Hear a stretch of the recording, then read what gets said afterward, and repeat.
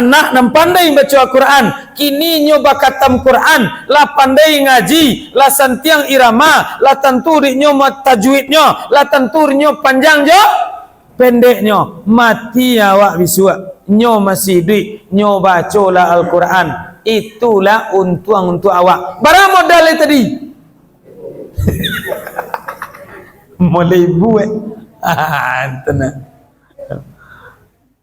Ajan talaki lo Pak Embon tak nyinggung-nyinggung, cuma menyampaikan. Batu tahu Ustaz, ke mama mau ceramah mau tanya ke pengurus, le lancar uang sekolah na mulai ibu tu si Pak. Alhamdulillah lain dak satnya. Iko le ada wali murid tiba kau. Lain. Bekumpul apa jadi ceramah mengatai wali murid, kira na wali murid kau. Andak tiba, anan tiba ndak beranak saleh. Ibu yang kami hormati. Video selengkapnya bisa ditonton di channel YouTube Pita Ruah Buya.